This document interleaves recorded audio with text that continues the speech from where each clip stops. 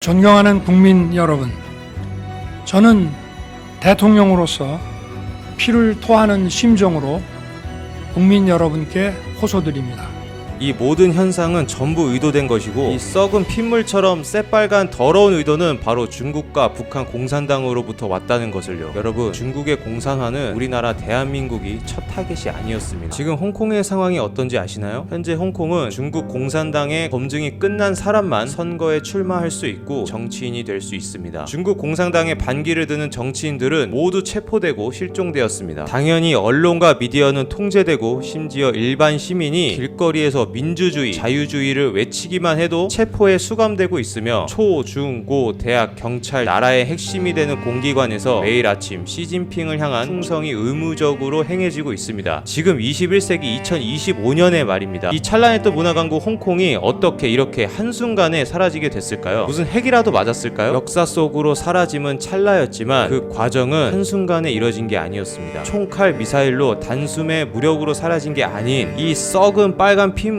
홍콩인들 속으로 장장 50년이라는 시간을 거쳐 스며들며 진행됐습니다. 중국의 홍콩 공산화 전략은 무려 1950년대부터 97년까지 중장기 프로젝트로 진행됐는데요. 크게 8단계에 걸쳐 진행됐다고 볼 수 있습니다. 그 과정은 이러합니다. 1. 홍콩의 하층민을 중국 출신 이주민으로 채워나간다. 2. 홍콩 정계를 친중 인사로 서서히 채워나간다. 매우 천천히, 그리고 티나지 않게. 3. 미디어와 언론을 통해 무의식 속으로 중국 문화, 음식에 거부감이 없도록 만든다. 4. 중국 기업들이 적극적으로 나서 중국산 물건을 쓰게 만든다. 5. 중국 공산당의 지령을 듣는 각종 시민단체를 조직해서 사회의 혼란을 지속적으로 야기한다. 6. 때가 무르익으면 본격적으로 친중운동을 일으키고 반영운동을 일으킨다. 7. 하나의 중국이라는 타이틀을 내세워 영국을 침략자로 인식시키고 세뇌시켜 몰아세운다. 8. 그리하여 강압적이지 않게 홍콩인들 자기 스스로가 원해서 홍콩을 중국에 반환하게끔 만든다. 자, 8번까지의 과정을 쭉 듣다 보니 이거 어디서 많이 본 듯한 모습이 보이지 않나요? 이거 어디서 많이 본 것 같은데, 뭔가 익숙한 것 같은데, 이 어디서 본 듯한 느낌이 지금 어느 한 나라의 상태와 소름 끼치도록 닮아 있는데, 지금부터 그 나라를 소개하겠습니다. 제한중국 동포 80만 시대, 2024년 8월 기사입니다. 지난 7월 말 기준으로 국내에 체류 중인 중국 동포들의 수는 무려 67만 5,956명으로 우리나라의 전체 외국 국적 동포의 77.5%를 차지한다. 한국 국적 귀화자를 포함해 중국 동포 80만 시대로 불리운다. 이 수치가 얼마나 어마어마한 수치인지 체감을 좀 하기 위해 국제이주기구 IOM의 2020년 세계 이주 보고서 내용을 한번 살펴보겠습니다. IOM은 유엔 산하 기구로 상당히 신뢰성이 높은 자료라 할 수 있습니다. 이 자료를 토대로 전 세계에서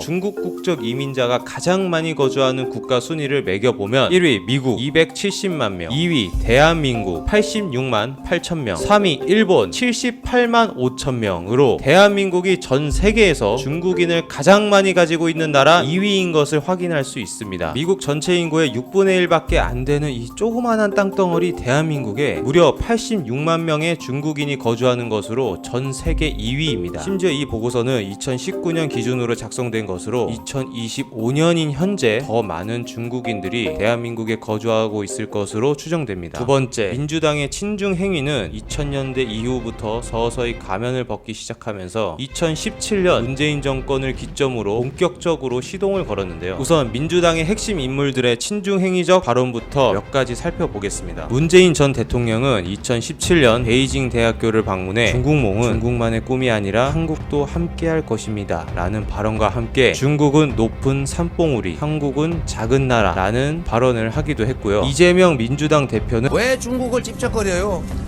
그냥 쎄쎄. 대만에도 쎄쎄. 이러면 되지 라고 발언한 것은 익히 너무 유명하죠. 그리고 선대들, 우리 북한의 김정일 또 김일성 주석의 노력들이 폄훼되지 않도록 훼손되지 않도록 애써야 할 것입니다. 이건 정말 국민들을 바보 등신으로 생각하지 않으면 절대 할 수 없는 중국의 비굴하게 굽신거리는 친북 발언을 하기도 했습니다. 현재 이 이재명은 2019년 경기도지사를 할 때 평화부지사를 맡던 이화영과 함께 북한에 무려 $800 대북 비용을 불법적으로 보낸 것으로 재판 중에 있는데요. 이 함께 북한에 돈을 대줬던 이화영은 2심에서 7년 8개월 선고를 받은 범죄자가 됐고, 이화영은 2023년 하반기에 이것은 이재명과 연관이 있다고 진술을 하며 이 범죄자의 멋진 의리를 과시한 적이 있습니다. 뿐만 아니라 민주당의 친중적 행보는 이 영상 하나로는 진짜 다 다룰 수 없을 만큼 흘러넘치는데요. 2021년 중국 공산당 100주년 기념 행사에 제 눈을 의심하게 만드는 익숙한 언어와 깃발을 볼 수 있었습니다. 저는 이 사진을 보는 순간 내가 어디 트루먼쇼 주인공이라도 된 건가 착각이 들 정도로 정말 충격적이었는데요. 바로 민주당기가 버젓이 이곳에 있었습니다. 이 공산당 100주년 기념 행사의 회담 주제가 뭔지 아십니까? 인민의 더 나은 삶을 위한 정당의 책임이었다고 합니다. 진짜 면전에 있다면 그들에게 한번 묻고 싶었습니다. 야, 중국 인민을 위한 정당의 책임에 민주당이 관여할 이유는 도대체 무엇이었나?